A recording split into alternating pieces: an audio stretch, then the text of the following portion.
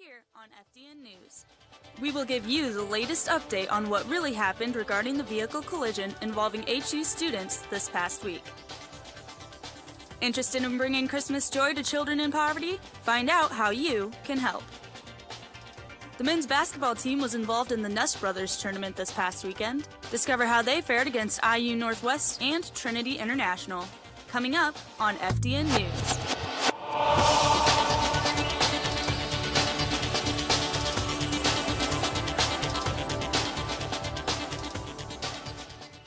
Good evening and welcome to FDN News. I'm Julia Haslett.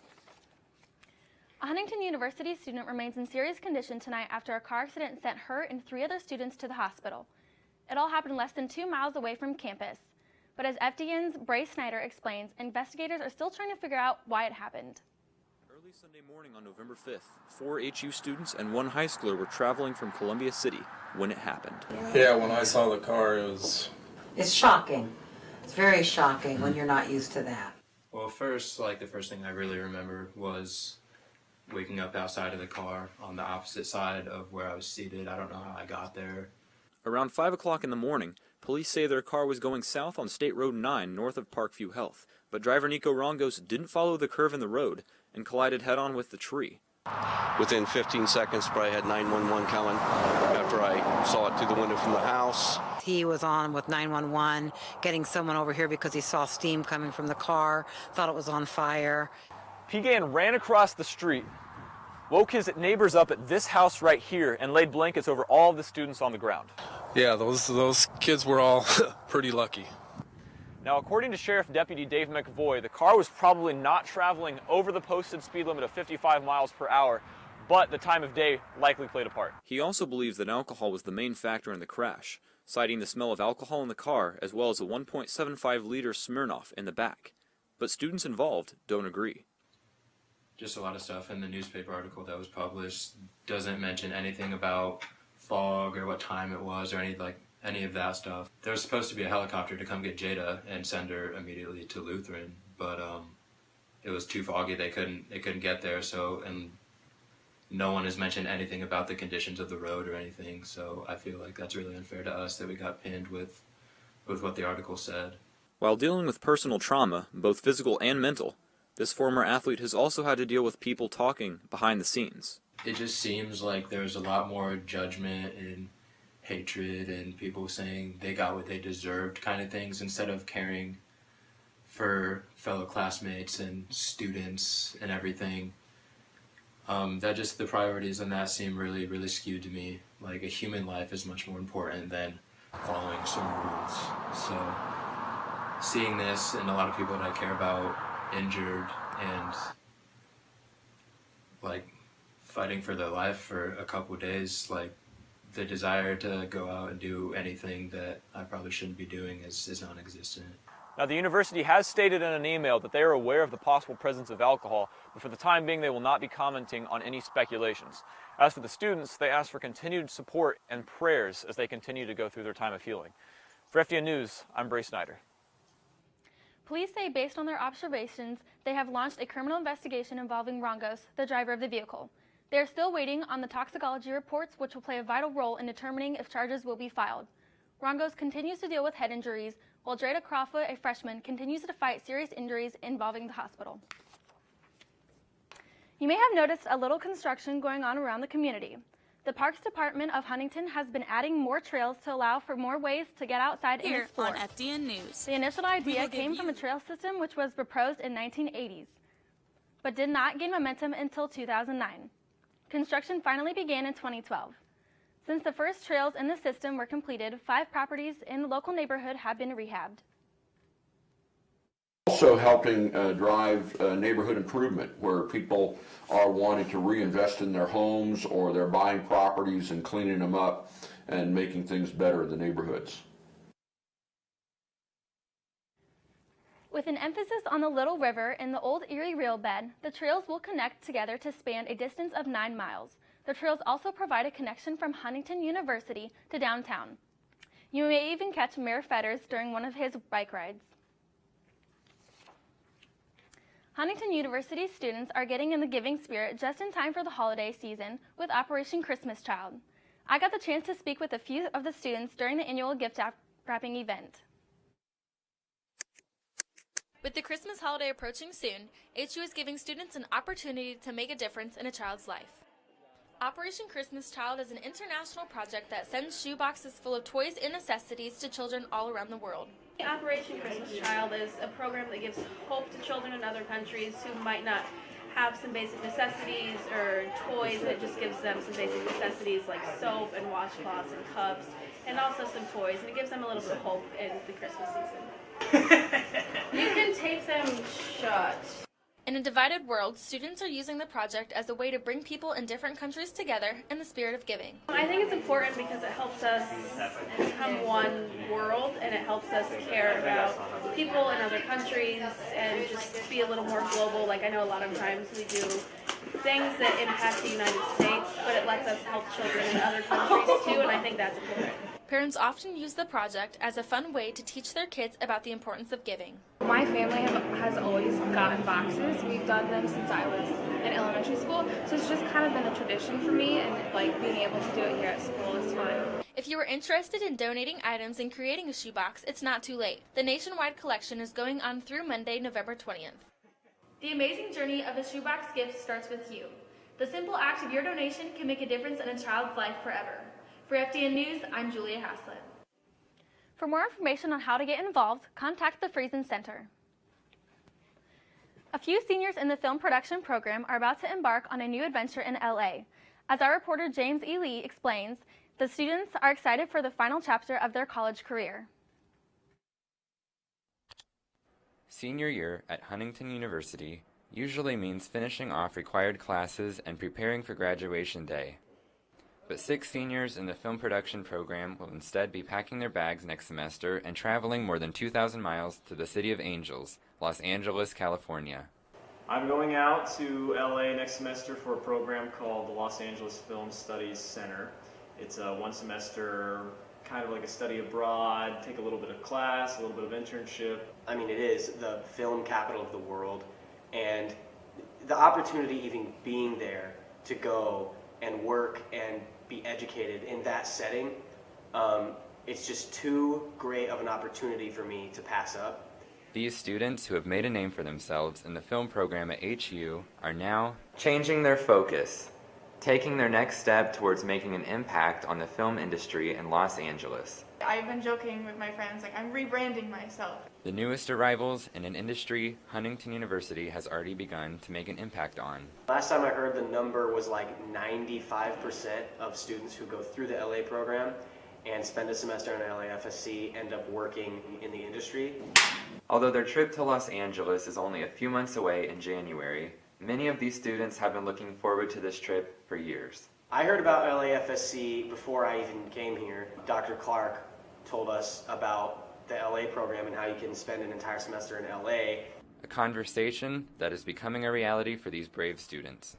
There's going to be 6 of us going out there, and we're going to be caravanning out in January. As they pack up and drive across the country to the newest stop in their film school experience. We have created this massive 5-day road trip expedition that we've planned out. It's going to take us through 9 different states. Seniors hoping to bring just a piece of Huntington University along with them as they set out to change an industry. For FDN News, I'm James Ely. As we reported, we have a new campus police officer this year. Joining me now in the studio is Officer Justin Faw. Thank you so much for joining me. Thank you for having me. So basically, what is something that campus students should know about safety when they're traveling at night? So I would tell you that we want you to travel in groups. We really don't want you to travel by yourself walking through campus at night. If you need a ride from the F-lot or a ride from somewhere on campus and you're by yourself, just call the campus police and we'd be glad to come pick you up and give you a ride. So basically, for students who are traveling home for Thanksgiving, what's a tip that you would give them? So all of you are going to be headed out for Thanksgiving, and I'm telling you, there's millions of Americans on the roadways. This is the #1 traveled holiday in the United States. So the roads will be full of people, and driver inattention is the #1 cause of traffic crashes statistically. So If you're a passenger, please don't distract your driver. Please don't text and drive, and always wear your seatbelt. So you were in the office department, and now you're on campus at the university. What's one surprising transition that you've encountered? So I spent 20 and a half years at the Marion Police Department, and I spent 12 years in the detective division. So I worked a majority of cases that involved child molest, rape, robbery, murder, things of that nature. I would say the biggest thing about transitioning from a job like that to this job is all positive, as far as my stress, my physical being, stress release, things of that nature. Also, you deal with, in the line of work, you deal with about 3% of the population, and most of those people are not very good people that you deal with. That's just the opposite of what's going on here at Huntington University, as I feel very welcomed by all the students, by all the staff, by all the faculty, by the administration, and from what I can tell, all of you like the police too. So. Yes, well, we do appreciate you coming on campus and helping us out. Thank you also for joining us here in the studio. No problem, thank you. Thank you. Coming up after the break, Ryan Lockhart gives us the latest look at the men's basketball team, which faced the annual Ness Brothers tournament. In 5, 4, 3, 2, 1, bit of music. Hello and welcome to FDN News. I'm Kelsey Cruz. Hi everyone and welcome down to Forest Glen Park. I'm Logan Hines. Hello, it's Hannah here on Forester Radio 105.5 FM, WQHU. That was just Brother with Need to Breathe, and up next we have Hillsong with Touch the Sky. Once the floodwaters go down for this program, I felt like really prepared me well for what it would be like to be in the news industry. From yesterday to today, the water has certainly risen and spread. You become a one-man band by the time you graduate, which that's something that people are looking for. People who can shoot, write, and edit all their own stuff. I was definitely blessed enough to come in, and I started calling games right away as a play-by-play announcer. Longley tipped, down and in, and the Foresters taking the second set. Mateo with a nice cutback, she'll take the hit, left foot, that's in! Takes the three, that's good! Through FDN Sports, it's really going to feel like a professional setting. I'm looking to really just take it to the next level, really just upgrade this FDN Sports and let people know that, FDN Sports is here to stay. We're here to battle with everyone. With radio, students definitely thrive here just because we are hands-on right away. I have a little weekend weather update for you here. Friday, it looks like it's going to be absolutely beautiful, a high of 72. I think radio and podcasting is a great way to have other people's stories shared, whether that be their testimonies or me just having the chance to talk to people and be able to pour into them in some sort of way. In the past couple of years, we have taken huge strides. We also do live shots, we're doing more news packages, doing more stories that affect the community. With all the politics going on recently, we've been able to do stories about that. More a lifetime asset than an education. And God bless you. And I will let my future take care of itself. And vote for Donald Trump. Hey, keep it locked right here on Forester Radio 105.5 FM. Well, that's going to do it for us here at FDN Sports. I'm Logan Hines. Well, that's all we have for you in this installment of FDN News. Hello and welcome back. For some sports action, we had the Ness Brothers tournament over the weekend for the Foresters. They were looking to get the win in the tournament, but first the Foresters would have to get past a tough IU Northwest team. With the first game out of the way, the winner between the Foresters and the Redhawks would have to advance to the championship game, which would be against Trinity Christian International. Connor Platt would hit a big three here that would lead to a Foresters' big lead. HU was able to shoot lights out though, as Tyler Aarons would take his own three find the bottom of the net here. The Redhawks though, were also seeing the three-point line treat them very well, as they would look to tie up the game early in the first. With Aarons having the hot hand, he would bury another one from downtown. Shortner, the Redhawks big man, was also showing that he can stroke from deep, as he got a big three here. Mike Bush found a good driving kick here to Kyle Platt for a huge three heading into half. Zach Owens, though, would make a nice spinning dish to Trevor Lockwood, who finished with a layup. As the game was winding on, though, Devin Murder would come up big with a huge block late. And Zach Owens would hit two clutch free throws that'd seal the game for the Foresters. But in the championship game, the Foresters would face off against Trinity International. Connor Platt had a beautiful bounce pass to Andrew Yoder for an easy layup. Mike Bush was looking for Aarons but got blocked by Williams, who let it right up the middle for an easy layup. Then we see Carlisle here had a nice three-pointer. And with good ball movement, we saw Trevor Lockwood as well get a shot. We went from Platt brother to Platt brother, where Connor found the bottom of the net for a three-pointer. Then as the Forsters looked like they were struggling, Lockwood had an easy layup from under the basket there to keep the Forsters in the game. But Carlisle, once again, would keep going as he had it going for him. Tyler Aarons would get a big shot here, though, as it would lead to an and one, but Mike Bush kept the HU Forsters in the game with the three. Yoder trying to find Coverstone underneath would get blocked, and that would seal the game for the Forsters, as Trinity International would win the Ness Brothers tournament. Next up, we have some upcoming scores for this past week. We saw as both the Forsters were in action this past week, the Huntington bowling team won. We had the Huntington bowling team place very well in their tournament. Our very own Justin Coleman placing 11th in that tournament.